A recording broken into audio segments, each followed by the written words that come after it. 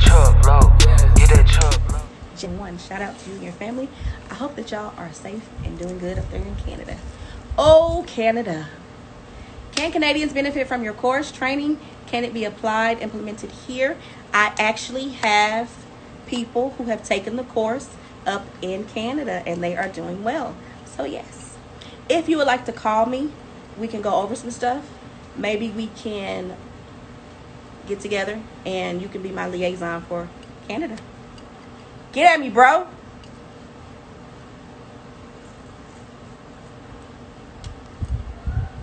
When and how do you request detention pay for your driver?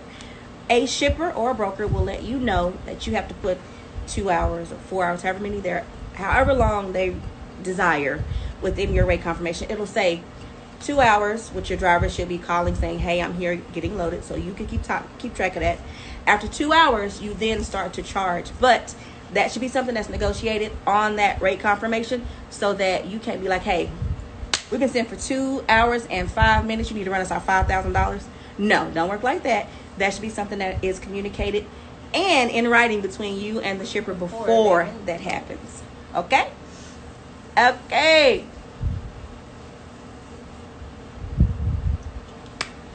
What do you use to check carrier's records? SaferWeb. To avoid irresponsibility and negligence of the driver, saferweb.com. SaferWeb, put in the company name, MC number, or DOT. It'll pull up all that shit. SaferWeb, baby.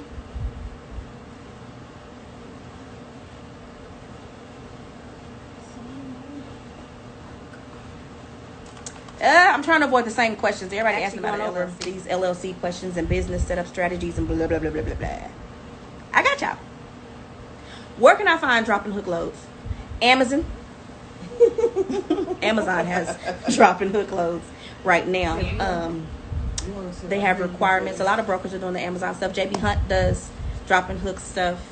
And also, it's freezing. I'm gonna wait till it unfreeze. Let me know when it unfreezes. IG won't let a bitch be great. Count your days, IG. Are we back? Did y'all hear me say that?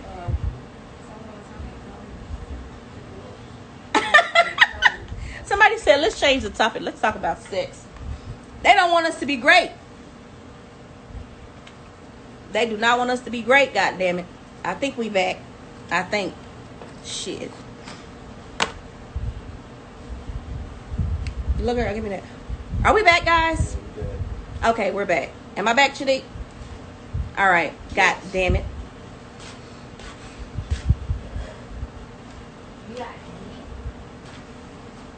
I've been on every live since March. Thank you for the information.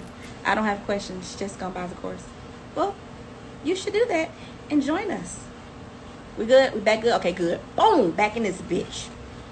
Where can I find drop and hook loads? Amazon. Did y'all hear me say it the first time? Amazon, JB Hunt, Quiet is Kept, UIIA. Erica, girl, you froze for about 20 seconds. Erica just text me that. You're unfroze now. Thank you, Erica. Erica, please text me when I freeze again, but on time. Because Shanique's right here. You told me I'm frozen.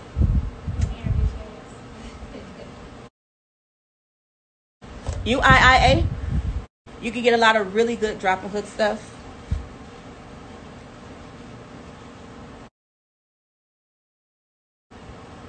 I'm good for now, so let's hurry the fuck up.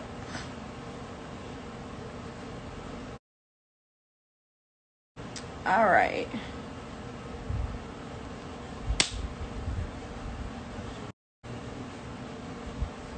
Which trucks are the best to buy? Example, tractor, trailer, reefer, straight trucks. I am so very thankful that you were detailed in your question. I sincerely appreciate that. Now let's hop to this motherfucking answer. You always want to look at the market. You don't want to go buy, I'm sorry to say dry vanners, but a dry van because the freight differs. And by differs, I mean that shit can be cheap as fuck. Reefers do good, flatbeds do good. But where are you going to be in America when you purchasing your truck and your trailer? Do you already have a good contact 4 reefers or 4 flatbeds. You understand? Ah, no cigarettes. What cigarette? Just close your eyes.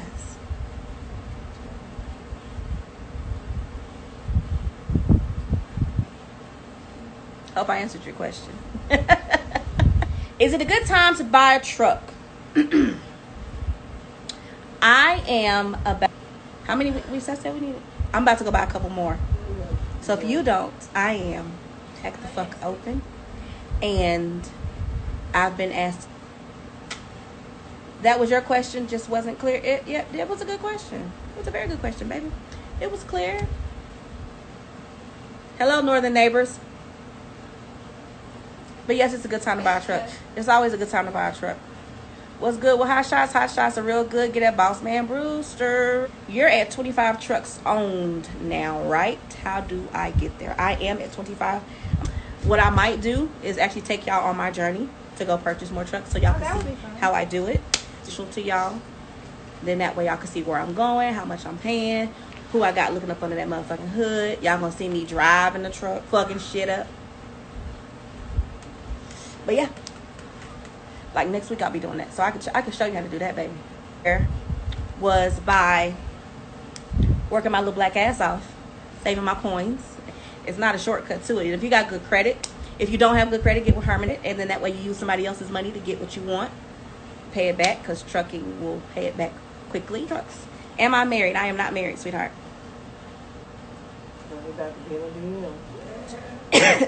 What all do we pop your ass in the link in the bio and purchase it? That's it. That's all. That's it. Is it possible to start the dispatcher business as a side hustle? Oh, sweetheart. Dispatching is not a side hustle, baby. Dispatching creates generational wealth if you do it the right way. It's very time consuming.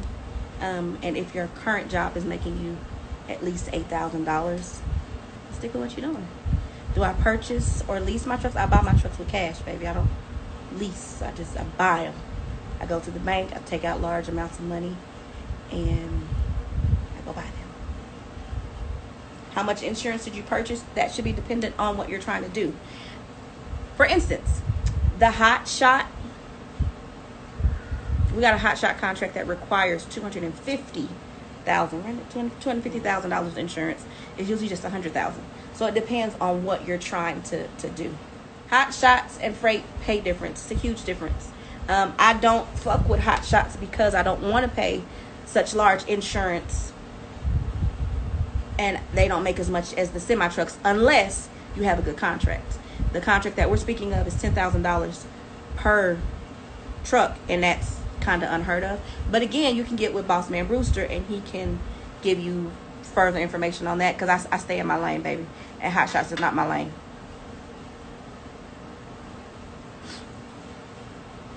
Can I buy the 150 and still buy no.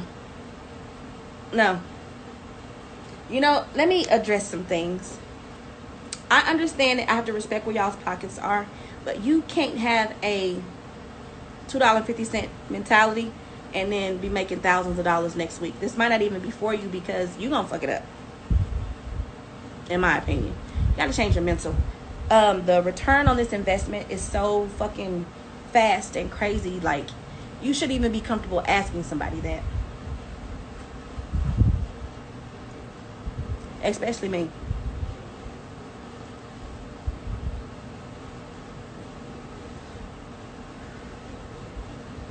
This is a very good question. What's the highest rate you can charge for a load? The difference between a dispatcher and a broker is also the percentage that you charge. As a broker, a carrier will never know how much you actually got that load for, right? So you can charge whatever the fuck you want. Now, I'm going to be joining a movement, slow roll, something or another. Here come them damn bugs. I'm going to post it on my page. Brokers are knocking people over the head during a pandemic. By people, I mean the carriers. They are completely fucking them And if you're working on a load board, which you shouldn't be anyway, people are like losing their companies and shit.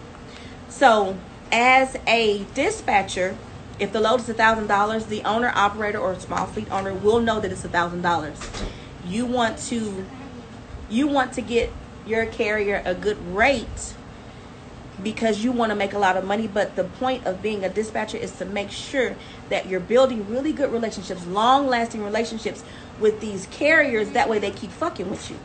Word of mouth from the carrier does way more than any paid advertisement can. I promise you. I'm living proof of that. Because my little ass, I wasn't paying for no advertisement at all. The motherfuckers was telling people, that little girl got them loads. Call me the load lady. Now, as a broker, I would hope that you have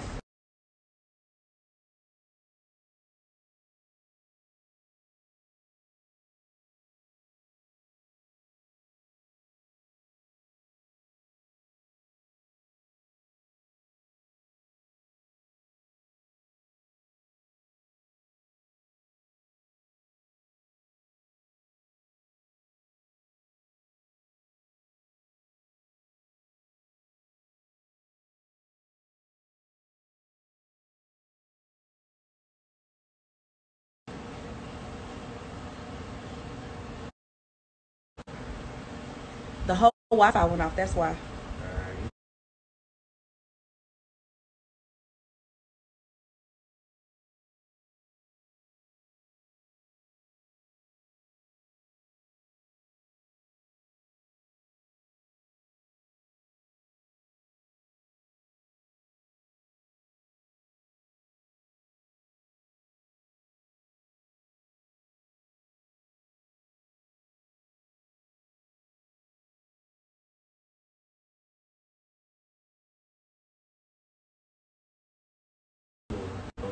What about now?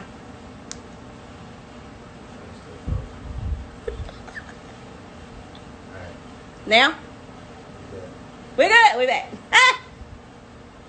Boy, IG won't let me be great. Alright, we back. I don't know what's going on tonight, y'all, for real. But like I was saying, as a broker, you want to make sure that you hold the same integrity that you would have as a dispatcher, because it costs a lot to move these big ass trucks. Yeah, they make a lot of money, but you don't want to put them out of business. So I say that to say, depending on what I have.